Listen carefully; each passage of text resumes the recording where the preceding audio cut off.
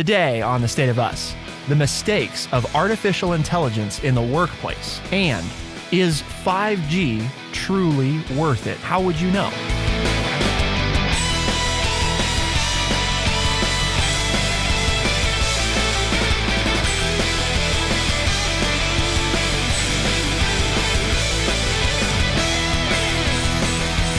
Welcome to The State of Us. I'm your host, Justin T. Weller, joined today by the one and only, your friendly redneck liberal and the senior resident historian here at True Chat, Mr. Lance Jackson. Today, we're going to look at 5 mistakes that bosses make when introducing artificial intelligence. Well, really, if it's in the world of Lance, there's only one mistake, and that was introducing artificial intelligence at all. Really doesn't matter how you introduce it. It's just bad news. But we're going to talk about really not just what the mistakes bosses make, but also partly how to think about AI collectively as a society. We've heard more and more about it, but practically, where does it make sense to deploy? Where can it be strongest? And how can it actually make the workplace better for the people in the workplace? Is 5G everything it was hyped up to be? And I think for a lot of people who have started seeing the little 5G thing in the top right of their phone, like me, it's like, I don't feel like anything changed. Why is that? I just got to throw this out there. The word of the day, because I think it fits so well for yours truly, so everybody understands all my comments today. These are very esoteric topics for me. Esoteric. Yes, it is. An adjective means something that is designed for or understood only by a select group or those with special knowledge, limited to a small circle, private and confidential. That's what I think about AI. And where does this come from? Well, according to one account, those who were deemed worthy to attend Aristotle's learned discussions were known as his esoterics, esoterics, today's word, his confidants, while those who merely attended his popular evening lectures were called exoterics, exoteric meaning suitable to be imparted to the public. So artificial intelligence is a big umbrella kind of term, right? It encompasses a lot of different things, and depending on who you ask, different things could fit into most it. Bosses I had artificial intelligence. Yeah. Throughout my working career. Dad joke of the day. AI tools use algorithms to make decisions that have long been the sole province of humans. And so what we're talking about today is really machine learning. In the realm of artificial intelligence, we're talking about machine learning. And, what the heck does that mean? Well, that means when we give basically a set of data or access to data to a algorithm, right, to an artificial intelligence, and it is able to learn independently of us teaching it how to solve a problem. So in other words, rather than say, here is the formula to solve the problem, now I'm going to give you this problem and you're going to solve it, which is basically like, think about a calculator, right? There's no artificial intelligence happening there. When you put in 5 plus 5, there's a formula that calculator follows that gives it an answer, and we told the calculator how to do what that answer was. Right. So all we're doing is we're basically taking a piece of human intelligence and speeding it up by putting it in a perfect process that's going to deliver every time. So what are Siri and Alexis then? So here's where you get into sort of a hybrid. And that's a good question, because what they would like, right, is Siri and Alexa and Google Assistant and, all these fancy assistants out there, right? Those artificial intelligence assistants. In most cases, those are a hybrid of two things. There is some machine learning that takes place, but for the most part, they still heavily rely on humans having given them a huge set of inputs that you can ask them, and then they can respond. Basically, where machine learning comes in for them is different phrasing. Okay, so in other words, if I want to ask Alexa how tall Mount Everest is. Well, if I'm a person and I'm inputting the data and I want it to be able to answer that, I could say, well, you could ask, Alexa, how tall is Mount Everest? Or you could say, Alexa, Mount Everest is how tall? Well, I'd have to put both of those in if it was going to respond to either one, right? And you'd have to say it exactly that way. Like, instead of saying how's, what if I say how is? Right? Or what if I said, what is the height of Mount? Or what is the height of Mount Everest, right? So there's a lot of different ways you could ask the same question, but the point is, if I was just going to create something that was strictly not smart, right? Like I was going to do a calculator, I would have had to give it a formula to specifically be able to figure out what I'm saying. The machine learning comes into, we can give it a set of inputs, right? And then it can analyze those and it can say, okay, well, this is like pretty close to this other thing. So I'm going to guess that this is the right answer, rather than saying basically like you put in the wrong thing at a calculator, you get an error, right? Mm-hmm. Like, no, you can't do that, you know? Now, but sometimes you ask Alexa to do something and Alexa says, yeah, I can't do that. I've had that happen. Yeah. Yeah. I don't understand the question. Yeah. They also guessed a couple times. Is that true? Yes. Like Yep. they started, I was asking for some music and they played some music. It's like, that's not what I asked for, but they did their best to answer my question with the knowledge that they had. Right. The other machine So learning. that's not AI per se. Well, and that's on where the verge. it's a gray. Okay. Yeah. It's All like, right. it depends on who you ask, Okay. you know, All right. because we've given a lot of parameters to it to make decisions about how to do things. Artificial intelligence in its truest sense is basically feeding a program that's in a black box a bunch of information, and you just keep feeding You it just read it the dictionary and then it can write a paper for you. until it can, right? So in other words, you know, it writes a paper and the paper makes no sense. You throw that away. It writes again. It writes again. And it's basically, you know, through it's learning through trial and error. That's what Okay. it's doing. All right. Basically, you know, just like a young child, right? I mean, it's like, well, the triangle will not go in the circle hole. You know, it won't do it. So, well, I can't do that anymore. So I have to try this one. You know, we talked about how AI is being deployed to help, you know, police generate, for example, fake lineup photos, you know, so these aren't even real people. And that way you're eliminating this potential risk of somebody getting accused of a crime they didn't commit because Yeah. There really is no person. because Yeah. that's really not a person. So if you Right. picked out, that's the one that did it. Well, that's not a real person. So, you know, but we had talked about the danger of that is that then if the database being fed to them isn't representative of the population or misrepresents portions of the population, then the artificial intelligence learns, for example, that, well, you know, what artificial intelligence had learned that we had highlighted as a problem is that, well, black people are criminals more often than not. Right. Whoa, wait a minute, you know. So what it that was doing, because of the data it was fed. Right. Well, it drew that conclusion. right. All the data it was given is that, you know, there's more black people here and more of them have committed crimes. So therefore, all I know, because all I've ever been given is that of this data set, most of the time people committing crimes are black. So now when I, the artificial intelligence, go to decide this, I am predispositioned to assume that because that's what I learned, you know. Well, that's not, you know. So you also have to be careful then about, since we don't always understand how they've decided to make the decision because they've learned it on their own. Just like we don't know why the kid decided that the triangle won't go in the circle hole, you know. I mean, they tried it a few different ways, but at some point in their mind, they said, "That's not working," you know. So I got to try something different. A computer is learning how to do a thing in its truest form. Okay. So now that I understand it to some degree, how should my boss present this new artificial intelligence to me, or how should they not present it? I mean, is a better way of asking it. Right. How should they not present it so that I'm not intimidated by it? So I'm willing to learn it and use it to make me a better worker. Well, and also, where is it most valuable to be deployed? Because the other thing is, for anybody that's ever played around with some of the new AI tools that are out there, you will have learned probably that there's some things that AI is really good at, and there's some things that it's really bad at, you know? Just like when you ask an artificial intelligence to create a new picture. If you give it really common things that are readily known and you want it to do something really creative and cool, it can do that.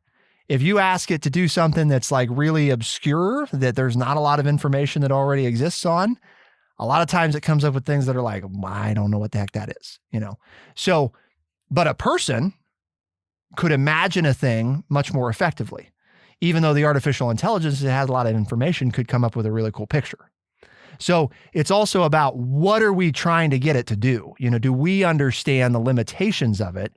And do we understand putting it to work where it's better than people and not trying to put it to work where people are better than it? Well, the fashion industry in particular has been working to deploy this. And the very first thing is, you have these people, right, who are in charge of going out to all these different shows and detecting what the new trends are. And therefore, they're the people that go out and buy for all these brands, right? What is going to be the next trend this summer? So they have a lot of different things that are part of their job. One of them is to go out and do this stuff, decide what the trends are. Another part of their job is to figure out how demanding is this trend going to be, right? In other words, how much of this do we need to order? Right. You know, because if I order a whole bunch and we don't sell it all, then like that's real bad. Right. You know, if I order 10,000 of these blouses and we're only going to sell 2,000 of them, we're losing our shirts. Yeah, right. Yeah. So how do you decide that? Right. Gotcha. Well, that's part of their job. The other part of their job is, well, that's a really cool fashion. How are we going to make that?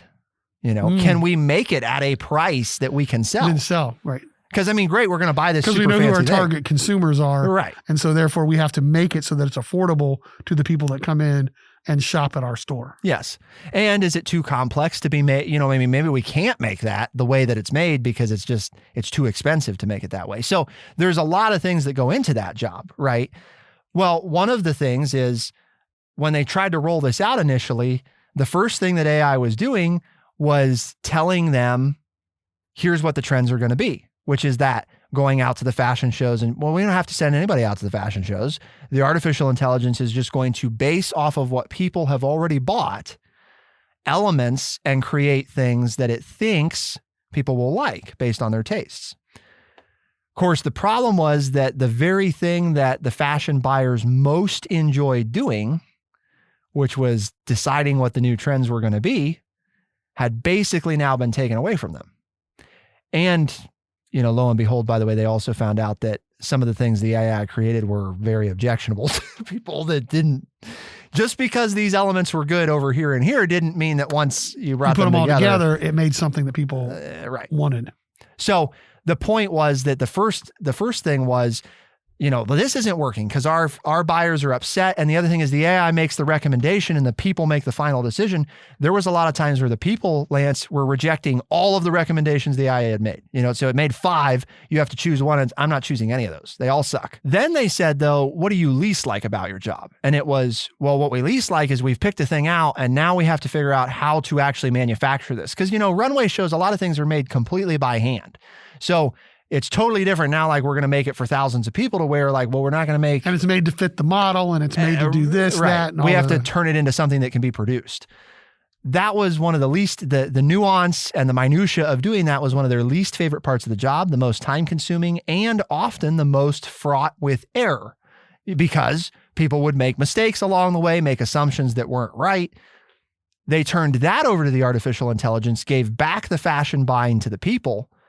And all of a sudden, the fashion buyers were much happier and the artificial intelligence was doing a better job than the people was doing at figuring out how to mass produce these things. So it makes sense. So the first step is you've got to make sure you've got the AI doing the job that people don't want to do or the job it will do best. Correct. Okay. Because is there a day where AI may be as good or better than people at, for example, choosing the next trends in fashion? Yeah, that day may come, but it's not there right now for the most part. So if you're thinking about where am I deploying it and also how do I get a worker to go along with it, if I tell Lance, I'm going to take away the favorite part of your job and give it to AI because it'll do a better job. You know, or tough sell. If I say, Lance, what part of your job do you most hate? Well, I really hate doing this thing. Okay, well, you don't have to do that anymore because we have a computer that can do it. And good news, the computer can do it faster than you anyway. And so I'm going to be much more accepting of it. Oh, great. You know, I don't have to do this thing I hate. So, and I can do more of what I like and the more of the stuff that I'm better at. Okay, so what's next? What's next? Keep it here on The State of Us. We'll be right back.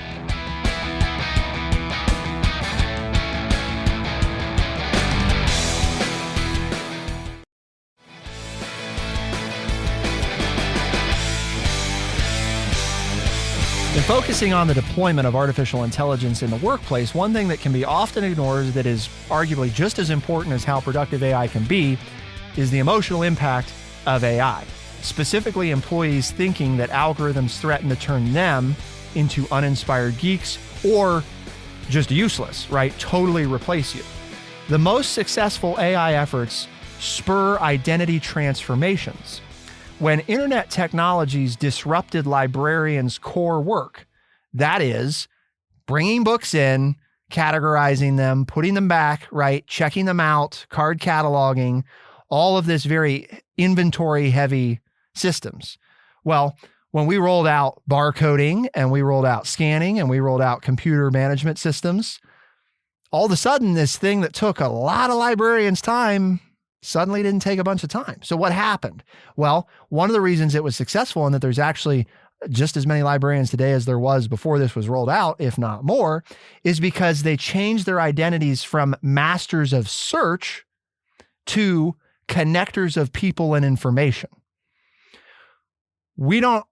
Humans are never going to be, ever again, as good at searching for a thing as a computer is, especially in artificial intelligence that's become excellent at search, because it can run so many searches so much faster than a person can.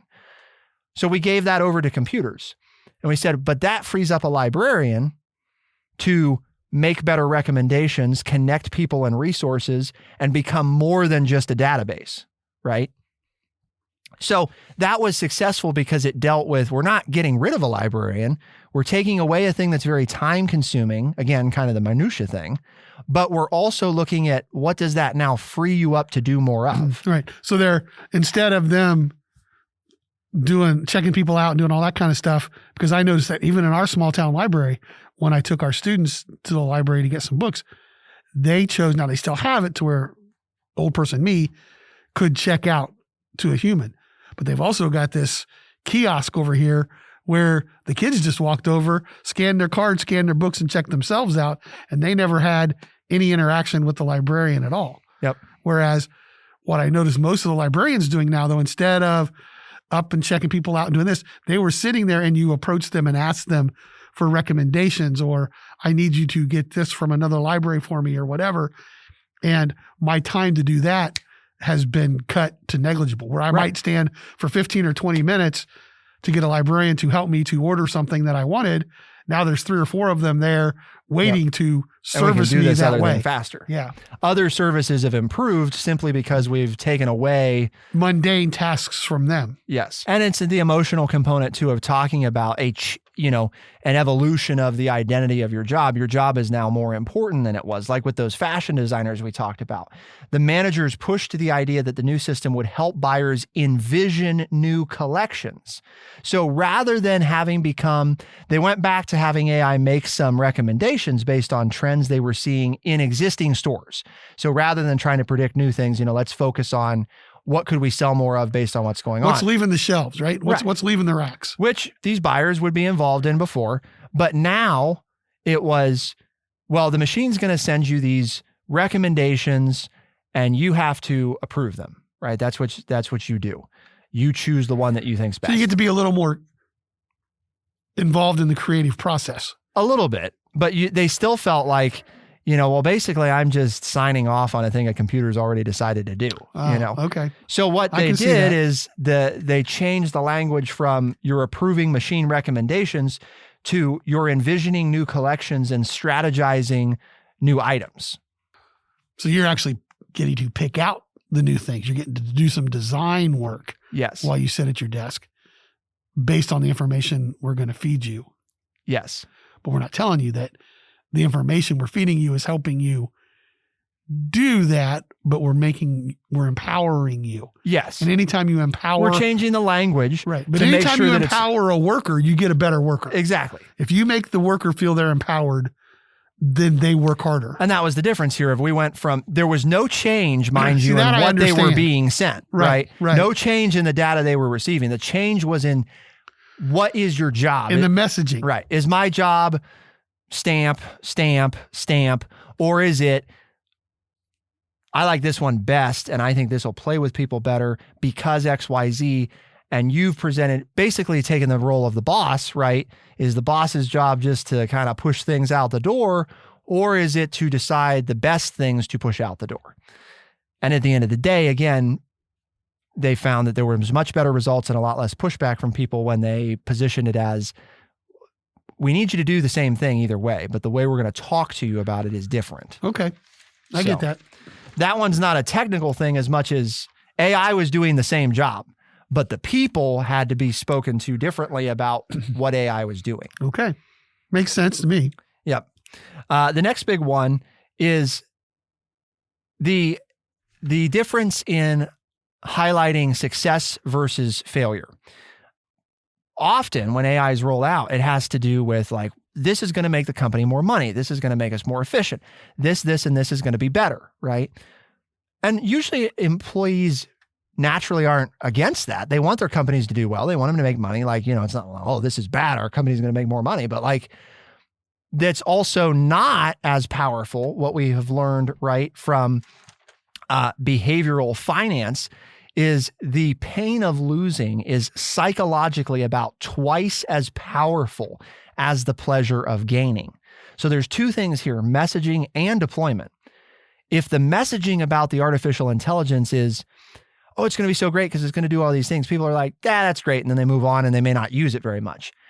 If you tell workers, the artificial intelligence we're going to deploy is going to keep you from accidentally doing this, and this, all of a sudden adaptation was much higher. Oh, you mean, so it's going to provide this safety net that keeps me from screwing up and doing a better job versus it's going to do all these great things, Again, not that they're against the great things, but it's kind of like, yeah, who cares, Well, because it doesn't do anything for me.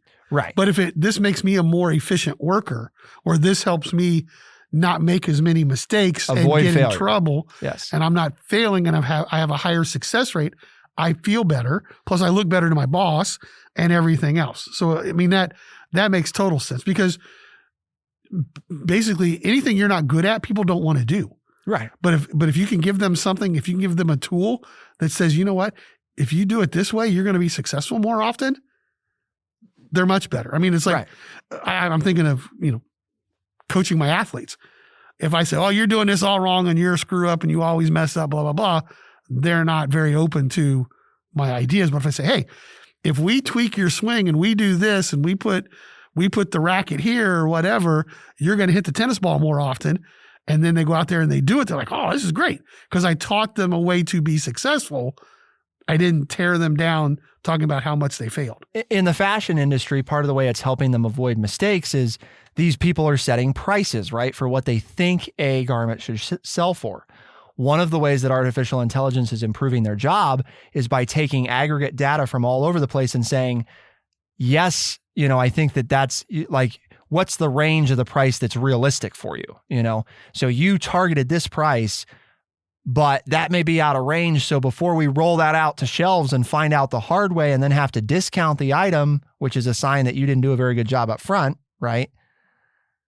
We avoid all that because we're providing you data that says, yeah, that you're a little bit out of the range there, So like it could be anywhere in this range and you think this is way too cheap, but you're a little too expensive. So why don't we trim it down a little bit? And now we don't have to mark it down later, which looks bad to you as the person that decided the pricing because you apparently priced it too high and then we couldn't sell any of it. I understand. So it's not replacing what the person is doing, but it is a safety net and helping the person make a better decision. Okay. Rather than saying, well, I think it should be this. Well, here's what the data tells us about. Instead of just pulling around, last year we sold blouses for $50 a piece, so we're going to make this one $50 or whatever. And the artificial intelligence doesn't have to just consider existing store trends, right? It can also take into account what other retailers are selling for, what other similar garments are selling for, and it can do all of that 1,000 times faster than a human can. To keep up with the demands of fast fashion, for instance, managers in apparel factories have introduced tracking technology that provides instantaneous and continuous feedback that show workers on the factory floor how fast they're manufacturing particular products and if they're meeting necessary goals. For anybody here that works at Walmart, if you've worked in the online pickup section, they have a scoring system, right? How fast can you pick items? Well, what they found is this has worked to help speed up production, sort of. In a pants factory, where the workers' tasks were relatively simple and highly repetitive, this worked great. The workers said they loved it. It made it feel more like a game, and production speed went up without sacrificing quality. However, when the same company rolled this out in a jacket factory, which are substantially more complicated than a pair of pants, the workers actually got worse because they were trying to speed up And then they felt like their product was less good, which gave them self-confidence issues. And then actually production slowed down. And so if you're expecting speed, that takes away from my quality. Yes.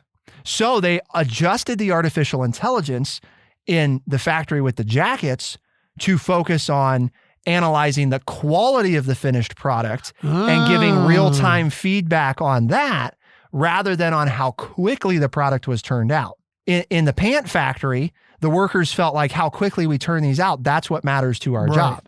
But in the jacket factory, it's how good of a jacket do we make? Understand. And so it was just we're going to deploy this and we're going to measure everything. They just put it all across the same, all doing speed, but not every department was about speed. So the point being deploying it in the right way. Really, a lot of this is deploying it in a way that works well, which is why, by the way, the last one should be no surprise. The black box of artificial intelligence is part of what makes people afraid. The common answer to this of when we don't understand it, how artificial intelligence arrived at a decision it arrived at, is the people that were consulted on helping build the AI often tried to explain, well, it does this and this and this, and then it does this and this and this. And often that doesn't solve people's concerns. It only either confuses them further or gives them just enough information to hate the decision even more. So the point was, rather than trying to explain how it works, this is a front end thing again, involve the people that are going to be responsible for using it in the development and testing of it. In other words, they should be giving feedback to the artificial intelligence when it's learning about, yes, that's a good result, or no, that's a bad result, because you really don't care most of the time how it came to the decision it came to. What you care about is, do you agree with the decision that was arrived at? It's kind of like you're raising a child, right? I mean, on a very small, non-personal level, you're much more likely to accept the artificial intelligence decision, even if it's different than your decision, if you were involved in helping it learn what it learned. What about 5G, Lance? Your other favorite thing. Keep it here on The State of Us. We'll be right back.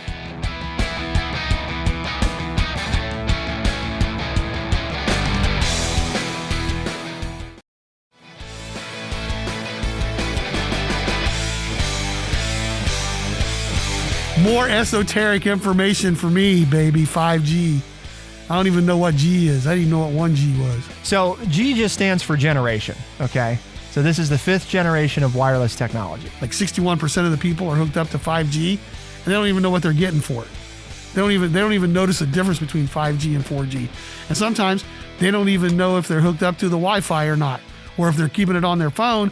And then when they go home, they don't even log off and use the home system, which is probably better than what they could receive driving around because of the cell towers and stuff. So it sounds like everybody got sold a bill of goods, except that at the end of the article, it said something to the effect of, no, it's going to help down the road.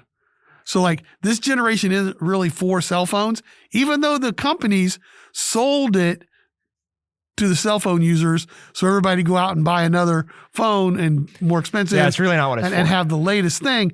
But this generation of technology is not for cell phones per se.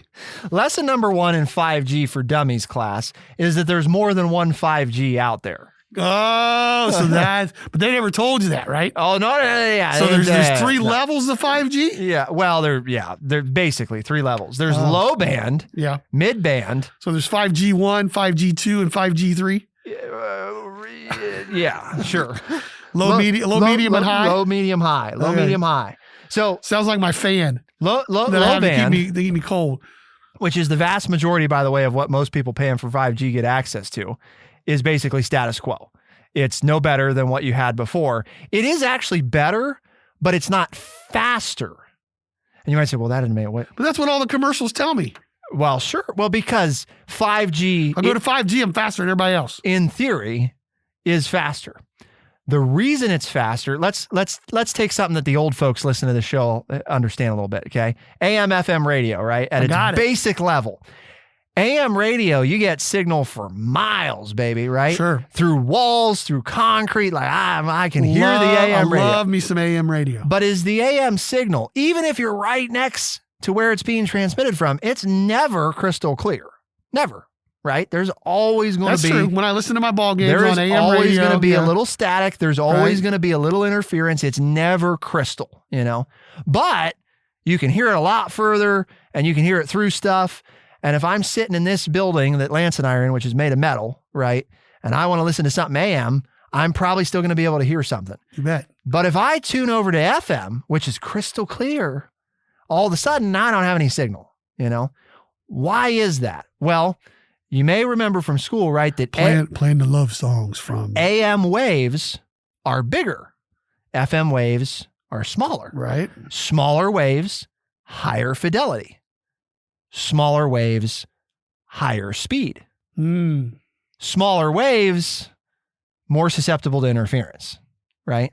Because just think about it. If I have this giant wave, right, and I just stretch it out, if I take a little tiny piece out of that wave, I probably still see the shape of the wave. It still makes sense. Okay, you're past us. I just listened to the radio. AM, FM radio. I got you. So it's clear. It's right. kind of like that, right? We know that's With why each we like generation, right. we're improving fidelity, but that also means that it's more susceptible to potential interference. So we've deployed all this 5G, but we've not deployed enough of it for it to be stronger than the 4G. Because even though it's a higher fidelity option, there's not enough of them to create enough coverage for you to get. So we need to build more cell towers, boosters, and things like more. that can We have handle to 5G create more or wire basically the country. redundancies in the system for it to deliver a better result. The other big benefit to 5G is what we call bandwidth, right? Which, just like the definition, dictionary definition, right? How much room do I have? So think about when you go to a ball game, right? You're in Lance's favorite ballpark watching baseball. Well, if you got 20,000 people sitting there and there's one cell tower, right, that's trying to handle all this, you get the wheel of death. The wheel of death, Yeah. right? So I got 4G, but the wheel of death is spinning and I'm getting nothing, Well, why is that? Because I'm supposed to have 4G. Shouldn't it be fast? Well, we're all trying to connect to this point, right? 5G, more, again, I'm simplifying here because some people that listen to this are going to be like, this is totally wrong. So you can call us out, but trying to keep it easy for people. Smaller waves, but also more waves, thereby more bandwidth, right? So now this is where 5G can excel. I'm in this big open air space, right? In this big stadium. I've got a whole bunch of people that all need connections at the same time. Now 5G is going to outperform 4G because that's what it's good at. Because there's more room for everybody who's trying to connect. The bandwidth Makes sense. is Okay. larger. Okay. It can, and that's why they talk about the future of it, the high band, right? The high band 5G, which very few people ever have access to. The time you'd have access to it is if you pull your car over next to a cell tower and there's no trees between you and the cell tower and you hold your phone up and aim it at the tower, you might get high band 5G. But the point is, if we ever get to that point, that's where things like artificial intelligence that we talked about before, it needs high bandwidth. Because think about all those things that we talked about, right? Well, that's great. You're sitting in an office, you're connected to a hard line connection that goes to the internet. There's no wireless, nothing going on. So AI can work nice and fast. Now we go wireless though, because you got a self-driving car. And the car doesn't have any wires, right? So it has to make all these decisions that are really complicated, and it has to be able to talk out to other computers. It needs a lot of bandwidth for that. So even though the speed is fast, how much, right? You've got this little tiny tunnel and I can move 90 miles an hour down the tunnel, but I can only squeeze so much down my little tiny tunnel because it's only so big. So I can go really fast, but I can't send a lot down the tunnel at once. Now I've got a 4-lane highway tunnel instead of a single lane. Now I can still go just as fast, but I can send more stuff all at once. Which is why when you had me use the driverless feature on your electric car, we can only do it in certain places. Is that because there's only certain places that have the speed and the width to give the car the information that it needs to be able to maneuver? In a simplistic sense, yes. If the car doesn't have an adequate signal to feel confident in being able to make decisions. To get all the information that it needs Right. to make the decisions Yep. to make sure that everybody's safe. Okay. Yep. Makes sense to me. So yeah, see, your friendly redneck liberal has done some things, right? I have been behind the wheel of a driverless car, a driverless electric car. The other thing is 5G was kind of promised as like, hey, we won't need Wi-Fi anymore because you'll just have these super fast speeds wherever you are. That may be true someday. But we don't have the infrastructure. But we don't have the infrastructure. So what happens is people don't go back on Wi-Fi. We got another infrastructure problem? We got another infrastructure problem. It's not just roads and bridges and schools? Nope. Okay. We got 5G infrastructure problems. Because if I don't go back on Wi-Fi being the internet that's available like in a house or an office, right? And that's, keep in mind, yes, it's wireless, but it's only wireless in a small area, and it's based on a hardline connection back to a centralized point. I won't even bring up the thing that I got for Christmas for my kids. Oh, yeah? Where I got to hook up to... Oh, the Wi-Fi extender. To bring the Wi-Fi down from upstairs. To boost it. Yeah, through the brick walls and everything so it gets to the other end of the house. Boost that AM signal. Yeah. I hope they're not listening to this show because it's... Think of it this way. It's the same thing. I still haven't hooked it up. You're not getting a good signal inside for your over-the-air TV because the little antenna sitting on top of the TV box. Or my phone sometimes. So you get a big antenna and you stick it outside and now, hey, we got a good signal. Same thing. Same thing with Wi-Fi. We're adding a bigger antenna or we're adding more antennas. But that's the other problem is people who have 5G, it's like, well, I don't have to be on Wi-Fi anymore. Well, then the problem is everybody's on 5G at the same time and that beautiful bandwidth that we just created, now it's full. Even though you got 4 lanes, it's all full because it's all full because everybody's on it. Yeah. They're not getting off of it when they get back home and get on the Wi-Fi, which frees up to the 5G for the people who are out there who aren't on a hardwire connection. And that wouldn't be a problem if we had more 5G infrastructure, but again, it's relatively new. It's just being deployed, so there's not enough of it. So the bandwidth advantages, if everybody's on it, are none because basically you sucked up, there's the new technology, but we've got 20 4G connection points and we have 1 5G connection point. So you're all on the same 1 5G connection point. The 4G actually has more bandwidth because we just got more frickin' 4G locations than you. So if there's too many people in your area attempting to use the 5G and there's not enough adequate 5G to service it, you may actually be better off not using the 5G at all. You explained it to me, man. The redneck liberal understands it now. Hope you do too, folks. So why we have this show, Lance? What was the point? Just for that, to explain it to me because I wanted to know about this stuff. Oh, okay. And to explain it to the audience. And hopefully you've listened to us and you've enjoyed it and you've learned a little bit and you tell your family and friends. And we do this because we at True Chat, we have a mission. And it is to educate people by providing honest, open, and respectful conversations. And Justin was respectful to me while he was trying to dummy it down enough for me to learn. And hopefully you did too. And if you already knew it, he presented some things to you that you can help those of us who are more esoteric, who are not part of your select group that understand all this. Tell your family and friends, and if they want to listen to this kind of show and they think it sounds interesting to them, they can find us as a podcast on Spotify, Overcast, Stitcher, Apple Podcast, and everywhere podcasts are found. The State of Us releases new episodes Tuesdays and Thursdays, first thing in the morning as a podcast. Those same episodes can be heard on the weekends on AM and FM radio stations across the country. For The State of Us, I'm Justin T. Weller. I'm Lance Jackson. Special thanks to producer Bradley Butch. Thank you all, our audience, for tuning in. We'll see you next time. Be the change.